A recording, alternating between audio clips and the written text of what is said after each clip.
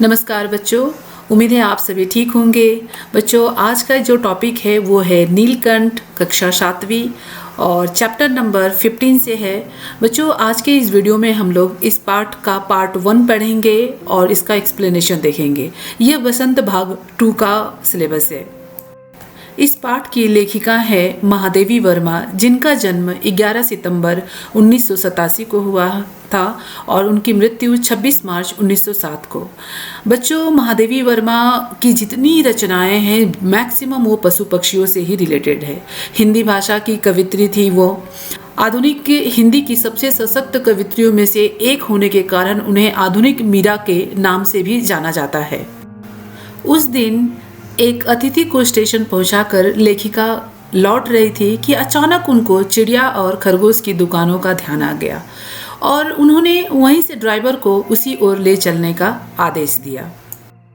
बड़े मियाँ चिड़िया वाले की दुकान के निकट पहुंचते ही उन्होंने सड़क पर आकर ड्राइवर को रुकने का संकेत दिया। बच्चों, उन्होंने कौन?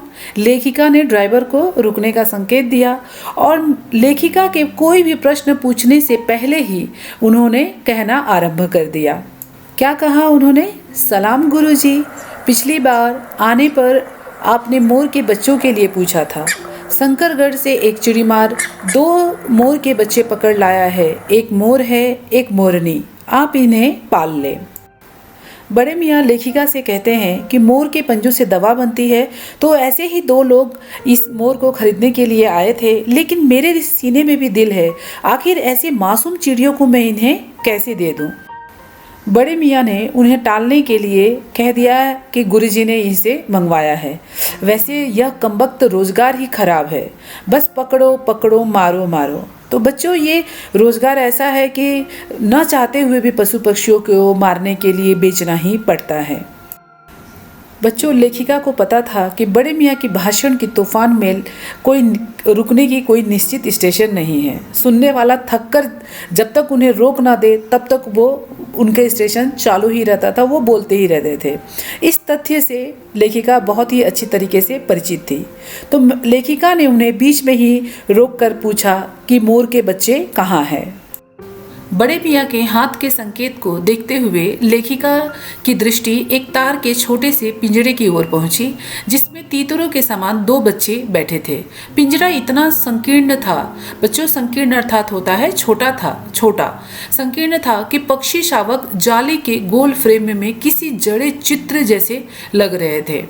पक्षी शावक मतलब हो गए बच्चों पक्षी के बच्चे, और उस गोल फ्रेम में इस प्रकार से बैठे हुए थे जैसे लग रहा था कोई चित्र रखा हुआ हो उस जाली के अंदर। लेखिका पक्षियों को देखते ही उसका निरीक्षण करने लगी और बड़े मियाँ का जो भाषण मिल था वो बिल्कुल चालू ही था, बिल्कुल रुक नहीं रहा था। वो लेखिका से क्या कह रहे थे? ईमान कसम गुरुजी। गुरुजी यहाँ पर किसको कह रहे हैं बच्चों? बड़े मियाँ लेखिका को गुरुजी कह के संबोधित करते हैं।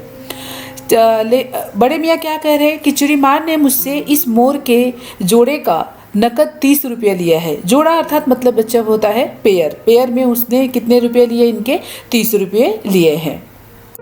बड़े मियाँ कहते हैं 12 कहा, भाई जरा सोच, अभी इनमें मोर की कोई खासियत भी नहीं है तो इतनी बड़ी कीमत ही मांगने चला है। पर वह मुझे क्यों सुनने लगा? आपका ख्याल करके अछता पछता कर देना ही पड़ा। अब आप जो मुनासिब समझे वो दे दीजिए। बड़े मियाँ क्या कहते हैं? बड़े मियाँ लेखिका से कहते हैं कि मैंने उससे बहुत बार्गेनिंग की कि इसमें अभी मोर के कोई भी गुण नज़र नहीं आ रहे, तो इतनी बड़ी कीमत देकर कौन खरीदेगा। लेकिन लेखिका ने कभी उनसे मांगा था कि मुझे मोर के बच्चे चाहिए, मोर मुझे चाहिए। इसी के लिए लेखिका का जब ख्याल आया तो वो अछता कर पछता कर उन दोनों पक्षियों को अपने यहाँ लेकर आ गए। अब लेखिका से वो कहते हैं कि आप जो भी मुनासिब समझिए आप दे दीजिए, मैंने 30 रुपये में इसे खरीदा है। लेखिका ने 30 चिड़ीमार के नाम के और 5 बड़े मियाँ के ईमान के नाम पर देकर टोटल 35 रुपीज़ यानी कि 35 रुपये दिए और वह छोटा सा पिंजरा कार में रखा। जैसे ही कार में उस पिंजरे को रखा, जैसे जाली के चौखट का चित्र जीवित हो गया। मतलब जो बच्चे जो जाली के अंदर जो 2 चिड़िया थे वो बिल्कुल कैसे थे? जड़ के समान थे, चित्र के समान थे। वो कार में रखते हुए एकदम जीवित हो गए। ऐसा खेलने लगे। दोनों पक्षी शावकों के छटपटाने से लगता था मानो पिंजरा सजीव हो गया। बच्चों, आप लोगों को पता है ना, सजीव होना अर्थात होता है कि उसके अंदर कोई जान आ गई हो। पहले वो बिल्कुल निर्जीव की तरह शांत बैठे हुए थे और जैसे ही उसे कार में रखा गया वैसे ही वो बिल्कुल हलचल मचाने लगे। जैसे ही लेखिका घर पहुंची, घर पहुंचने पर सब लोग कहने लगे, तीतर है, मोर कहकर तुम्हें ठग लिया है। कदाचित लेखिका पहले ठगी जा चुकी थी, जिसके कारण यह इस प्रकार की बात सुनकर वो बिल्कुल चिढ़ जाया करती थी। लेखिका की यह बात दुर्बलता बन गई थी। अप्रसन्न होकर लेखिका ने चिढ़कर क्या कहा कि मोर के क्या सुरकाफ के पर लगे होते हैं, है तो पक्षी ही।